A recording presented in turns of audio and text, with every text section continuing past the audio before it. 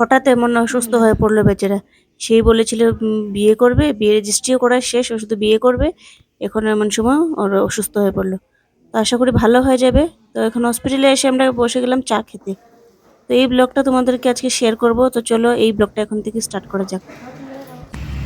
Good afternoon সবাইকে। তো আজকের ব্লগটা আমি এখন থেকে স্টার্ট করছি, যেহেতু আমি এখন অফিস থেকে বের হয়ে গেছি। তো অ্যাকচুয়ালি আমি ব্লগটা করাটা স্টার্ট করবো বলে ভুলে গেছি। দাদা ভাবলাম যে আজকের ব্লগটা সকাল থেকে ভেবেছিলাম বাড়িতে গিয়ে করবো, তো সকাল থেকে তো আজ করিনি। তো ভাবলাম যে এখন থেকে স্টার্ট করে দিই ব্লগটা। তো অ্যাকচুয়ালি আমি এখন অফিস থেকে বের হয়ে গেছি, আর বেরোয় এখন আমি যাবো হলো গিয়ে নিগরিমস হসপিটালে। তো যেখানে আমার একটা কাজিন ভাই ভর্তি আছে। তো ওর গল্প দেখতে যাবো, অল্প প্রবলেম কিসের জন্য ভর্তি হয়েছে আমি যাবো এখন।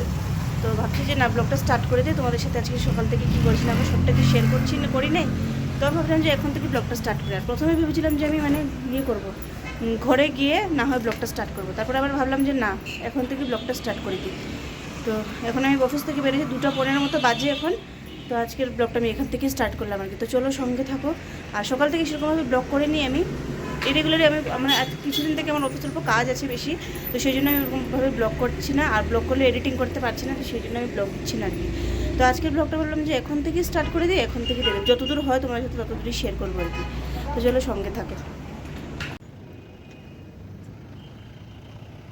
তো ভাবলাম এখন অফিস থেকে বেরোয়, পোলোর থেকে তো গাড়ি দিয়ে যেতেই হবে। তো ভাবলাম যে না, ফল নিয়ে যাই, ওর জন্য কিছু খাবে।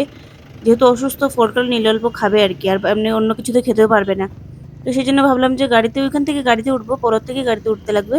অফিসের সামনে থেকে পাওয়া যায় না, এখান থেকে ভর্তি হয়ে যায়। তো সেই জন্য ভাবলাম যে পোলোতে এসে যায়, পোলোতে এসে না হয় উঠবো।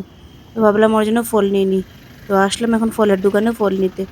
আর বেচারা অসুস্থ হঠাৎ হয়ে পড়েছে, খারাপ লাগছে আর কি। অনেকদিন থেকে যাবো, আমি ভাবিনি যে হসপিটাল ভর্তি। আমি তো ভেবেছি যে না, ও মনে হয় যে আছে, এমনি ডাক্তার দেখাতে এসছে। তো গতকাল শুনি না কি ও ভর্তি হয়েছে। তো এই শুনে আমি আজকে শনিবার, আর এমনিতে আমার অন্যদিন তো টাইমও হয় না অফিসের জন্য। তো সেই জন্য ভাবলাম আজকে শনিবার আছে, আমি ওকে অল্প দেখে আসি কি। আর অন্য সময় আমি ইয়ে করলে টাইমও হবে না। তো ভাবলাম যে নাচ খেয়ে গিয়ে দেখে আসি কি। তো ভাবলাম না, ফল তো নেওয়া হয়ে গেল, তো ভাবলাম যে একটা হরলিক্স নিয়ে নিই। কি নেবো, ফল নিলাম, বেদানা নিলাম আর আপেল নিলাম। কি নেবো, কমলা টমলা কিছু নিয়ে নিই। তো টক টক হতে পারে, সেই জন্য আর নিই নি। আনসিজনের হবে, তো সেই জন্য আর টক টকও হতে পারে, সেই জন্য নিই নি আর কি। তো ভাবলাম ওর জন্য একটা হরলিক্স নিয়ে নিই। অসুস্থ আছে, হরলিক্সও খেতে পারবে। তো সেই জন্য ভাবলাম যে হরলিক্স নিয়ে নিই। তো হরলিক্স ভেবেছি বাইরে থেকে নিয়ে, আবার বলি না, ফার্মেসি থেকে নিলে না হয় ভালো হবে। এক্সপায়ারি ডেট সব কিছু ভালো থাকবে আর কি। সেই জন্য ফার্মেসিতে আসলাম হরলিক্স নিতে। আমিও কিছু খাওয়া দাওয়া করিনি, বেরোয়েছি। তো ভাবলাম একবার, মা বলেছে যে আমাকে বাড়িতে চলে আসি না হয়, আবার যাস। আবার বলি আমি না, যে একবারে চলে যাবো অফিস থেকে বেরোয়। তো এই দেখো চলে এসেছি আমি এখন নিগরিমস হসপিটালে। আর ওকে রেখেছে সেকেন্ড ফ্লোরে। তো আমি যাচ্ছি। আর এমন সময় এসেছি, এমনিতে তো আউটসাইডের কোনো পেশেন্ট থাকে না। সকালবেলা এই সাইড পুরো সিটগুলো ফুলই থাকে, যেহেতু আউটসাইডের পেশেন্টও থাকে। যেরকম আমাদের লোকাল যারা থাকে আর কি, যারা দেখতে আসে, এরা থাকছে না। তো এখন তো এমন সময় তার কোনো ইয়ে নেই, তো সেজন্য পুরো খালি হসপিটাল। তো এখন যাই গিয়ে ওকে দেখি। তো এই দেখো ওকে দেখছি, ও বেডে আছে। ওর আসলে একটা অপারেশন হয়েছে।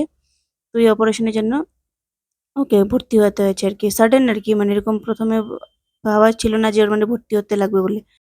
তো আমার সাথে গল্প করছে আর কি, কি হয়েছে। এমনিতে সবকিছু সুস্থ আছে ওর, কোনো খাওয়া দাওয়াতে কোনো তো এই প্রবলেম নেই। হঠাৎ করে আর কি ওর এটাকে ইনফেকশন হয়ে যায়, ইউরিন ইনফেকশন হয়ে যায়। তো এর থেকে ওর একটা সিরিয়াস কন্ডিশনে চলে যাচ্ছে আর কি। তো সেই জন্য এখন আপাতত এখন ডাক্তার বলছে যে না, তোমার ভর্তি হতে হবে। তো ভর্তি হয়েছে, আশা করি ভালো হয়ে যাবে। ও ইয়ে করছে আর কি, ভালো হবে না না, আমি বলছি হ্যাঁ ভালো হয়ে যাবে, এই গল্প করছিলাম আর কি আমরা। তো বসলাম, বসে আমি কিছু খাইও নাই। তো ওকে বলেছিলাম যে চলো আমি একটা কফি নিয়ে আসি গিয়ে। তো বলছে না তুমি বসো, আমি আনাচ্ছি বলে তো কফি আনালো আর কি। আর সকাল থেকে আমি খাই নাই তো। তো সেই জন্য ভাবলাম যে অল্প কফি বা কিছু খাই, কারণ সকালে আমি যে বেরোয়েছি ব্রেকফাস্ট করে আর কিছু খাইনি। তো আমরা দুজনে মিলে আর কি কফি খেয়ে নিলাম। তো ওর ওয়াইফও আছে। ওর ওয়াইফ বলতে এখনো বিয়ে হয়নি, ও রেজিস্ট্রি করে নিয়েছে। কোর্ট ম্যারেজ করা শেষ, কিন্তু বিয়েটা করবে ভেবেছিল। আর এই সময় আর কি এই সমস্যাটা ওর দেখা দিল। তো ভালো হয়ে যাবে আশা করি, ও বলছে যে ভালো হয়ে যাবে। আমি বলছি, ওকে ও বলছে না, আমি বলছি যে ভালো হয়ে যাবে। ভালো হয়ে গেলে না হয় পরে করবে আর কি বিয়ে, তাই না? এখন আপাতত ওর টেক কেয়ার উইক কেয়ার সব ওর ওয়াইফই করছে। বেচারি সকাল থেকে বিকাল অবধি এখানে থাকছে। যা আর কি, ওটাই আর কি। আর কি মানুষে বলে না, মানুষের লাইফের মধ্যে সবচেয়ে বেশি ইম্পর্টেন্ট হয় যে লাইফ পার্টনাররা যদি ঠিক না হয়, কিন্তু লাইফে কিন্তু কিছু করা যায় না। এই আর কি। তো সঙ্গে থাকছে ওর, সকাল থেকে বিকাল অবধি ওর সঙ্গে আছে। ওর দেখাশোনা, টেক কেয়ার ওর করছি আর কি। বেচারা কি, ওকেও খুবই খারাপ লাগছে আছে। আর খারাপ লাগারও কিছু নেই, ওর যখন নিজের যখন মানুষ, তো ওর তো করতেই হবে। এখন এজ এ ওয়াইফ যখন রেজিস্ট্রি হয়ে গেছে তো এজ এ ওয়াইফই হয়ে গেলো না, তো এখন তো করতে হবেই। তো যাই হোক, ভালো হয়ে যাবে, সুস্থ হয়ে যাবে। আমি আশা করি তোমরাও আশীর্বাদ করো, যারা যারা আমার ব্লগ দেখছো, ও তাড়াতাড়ি সুস্থ হোক, তাড়াতাড়ি সুস্থ হয়ে ও গিয়ে বাড়িতে গিয়ে বিয়ে করুক, আর বিয়েতে যাতে আমাদেরকে ডাকুক, স্পেশালি আমাকে ডাকুক, আর আমি গিয়ে পেট পুড়ে গিয়ে ওর বিয়েতে গিয়ে খেয়ে আসি। যাই হোক, এটা একটা জোকসে পার্ট ছিল। যাই হোক, কিন্তু না, জোকসে পার্ট না, আমি চাইও ওই ভালো করে সুস্থ হয়ে যাক, আর ওর বিয়েটাতে গিয়ে তাড়াতাড়ি যাতে ওর বিয়েটা খেয়ে আসতে পারি, এই আর কি।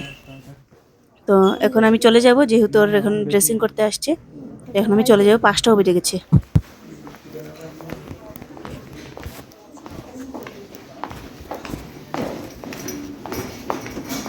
আর এই দেখো, চারিপাশে মানুষ নেই, শুধু যারা অ্যাডমিট তাদের মানে রিলেটিভ বা ফ্যামিলি মেম্বার আছে আর কি। আর এই সাইডে তো আর ইয়ে নেই থাকার, মানে আউট পেশেন্ট নেই এখানে, নিচের পার্টে থাকে। আর এখন তো আউট পেশেন্টের টাইমিংও না, আউট পেশেন্টের তো মর্নিং টাইমে থাকে।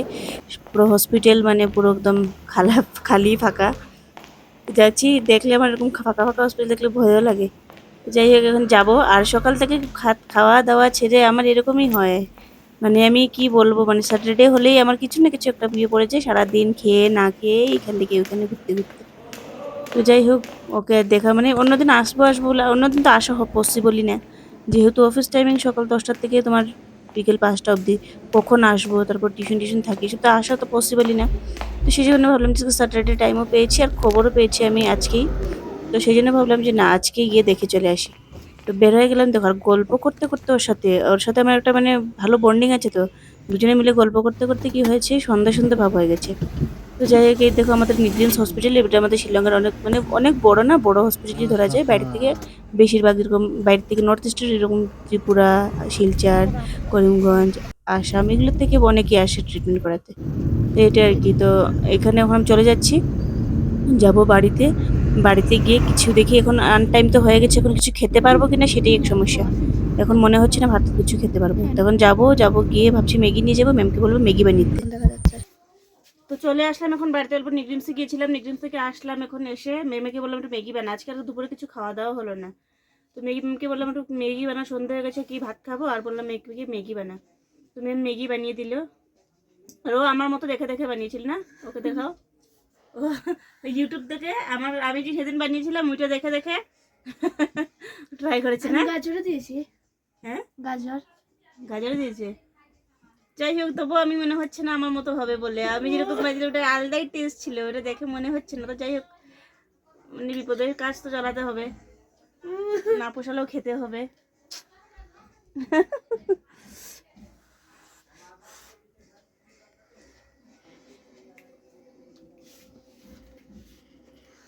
ঠিকঠাক লবণ দিস না? লবণ দিস না? একটু লবণ দে। অল্প খাওয়া দাওয়া করলাম, আমি ম্যাগি খেলাম আর কি। খেয়ে এখন পুচু সোনাকে নিয়ে বসে আছি। দেখো আমার পুচু সোনা কিরকম বসে আছে আমার কোলে। পুচু সোনাকে দেখো, পুচু, পুচু, পুচু,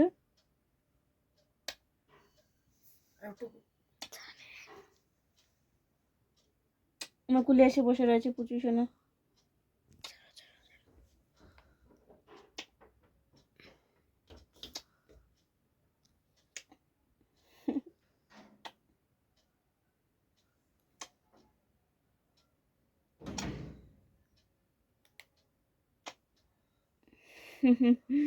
বসে রয়েছে পুচু সোনা।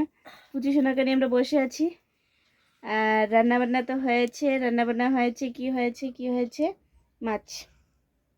তো এই বসে বসে চাটা খেলাম, চাটা খেয়ে এখন বসে বসে টিভি দেখছি আর ভিডিও এডিটিং করছি, আর পুচু সোনাকে নিয়ে বসে আছি।